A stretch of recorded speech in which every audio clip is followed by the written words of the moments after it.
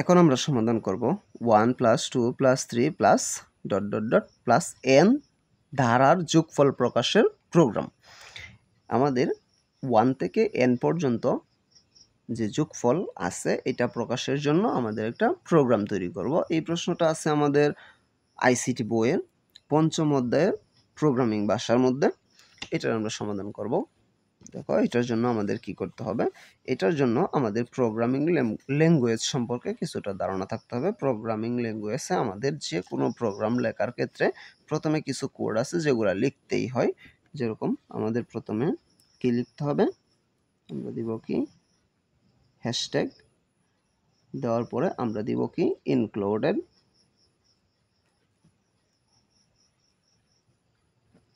Include স্টাডিও into H, এটা আমাদের লিখতেই হবে। তারপর আমরা কি লিখব? মেইন, তারপর আমরা দিব দুইটা প্রথম বন্ধনী। দেওয়ার পরে আমাদের এখন একটা দিব কি আমরা দ্বিতীয় বন্ধনী। দ্বিতীয় বন্ধনীর মাধ্যমে আমাদের প্রোগ্রামটা শুরু। আচ্ছা, এটা আমাদের শুরু হইল। শুরু হওয়ার পরে আমাদের যে মানটা আছে এটা আমরা কি করব? ইনপুট করব। তাহলে আমরা কি করব? ইনপুটের জায়গায় এখানে কি লেখা হয়? ইন্ট আমরা কি করব?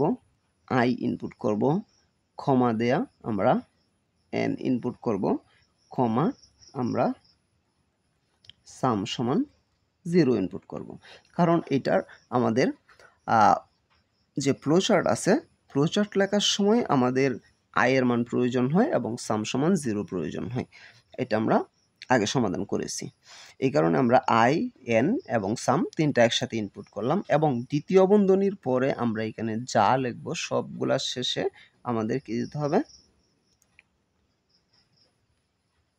ইনভাইটেড কমা দিতে হবে। দেওয়ার পরে আমরা এখানে কি করব? তারপরে এটা আমরা ইনপুট করলাম। ইনপুট করার পরে এখন আমরা এটার যে n এর নির্দিষ্ট কোনো মান নাই, n এর যেহেতু নির্দিষ্ট কোনো মান নাই তাহলে আমরা n এর মানটা কি করব? n এর ভ্যালুটা আমরা এখানে দেব। তারপরে আমাদের কি দিতে হবে? Print F. হ্যাঁ, প্রিন্ট এফ দিয়ে আমরা এখানে একটা প্রথম বন্ধনী দিব, ডাবল ইনভাইটেড কমা, আমরা এখানে কি দিব? এন্টার দ্য ভ্যালু অফ, হ্যাঁ, এন্টার দ্য ভ্যালু অফ, আমরা কি দেব এখানে? n, ডাবল ইনভাইটেড কমা, প্রথম বন্ধনী আমাদের ক্লোজ করার পরে আমরা কি দেব এখন? স্ক্যানএফ। কারণ n এর নির্দিষ্ট কোনো মানটা কোনো নির্দিষ্ট জায়গায় দেওয়া নাই, সেহেতু আমরা n এর মানটা আমরা নির্দিষ্ট একটা জায়গায় দিব, নির্দিষ্ট একটা নাম্বারে আমরা এটাকে সেট করব। তার জন্য আমাদের কি আছে? স্ক্যানএফ প্রথম বন্ধনী, double inverted comma, %d, double inverted comma, কমা, আমরা এখানে কি দিব? এন্ড n দিলাম। এখন কথা হচ্ছে এটা %d কেন দেওয়া হয়েছে? %d মানে হচ্ছে ডেসিমাল। তার মানে আমরা n এর যে নির্দিষ্ট কোনো মান নাই, n এর মানটা তো ডেসিমাল সংখ্যাও হতে পারে, অক্টাল সংখ্যাও হতে পারে, হেক্সাডেসিমাল সংখ্যাও হতে পারে। যেহেতু আমরা এখানে d দিলাম সেহেতু আমরা n এর মানটা ডেসিমাল সংখ্যায় প্রকাশ করলাম এখানে আমরা। করার পরে আমরা এখন এখানে কি দিব?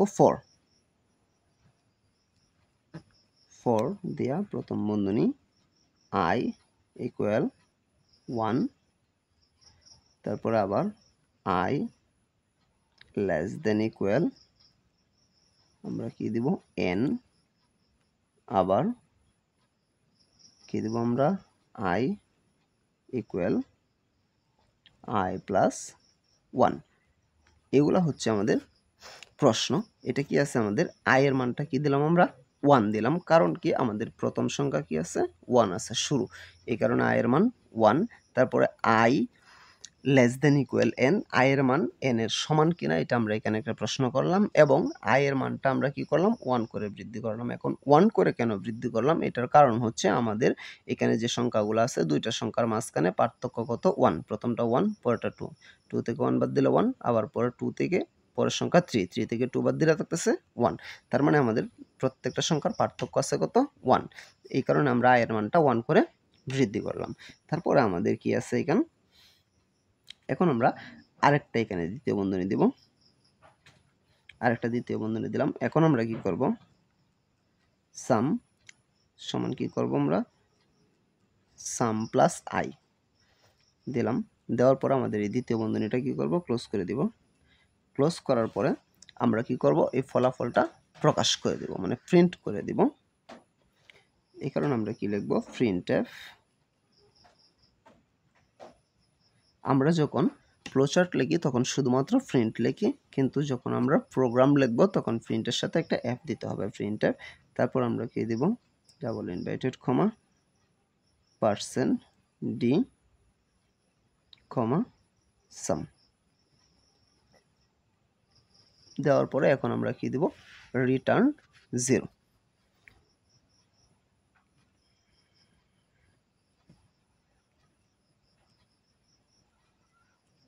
রিটার্ন দিয়ে আমরা একটা 0 দিব। দেওয়ার পরে আমাদের কি হয়ে গেছে?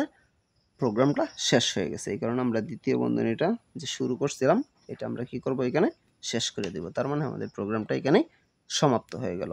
তাহলে আমাদের এখানে কি করলাম? প্রথমে আমরা দিলাম ইনক্লুড স্টাডিও ইনটু এইচ, তারপরে কি দিলাম?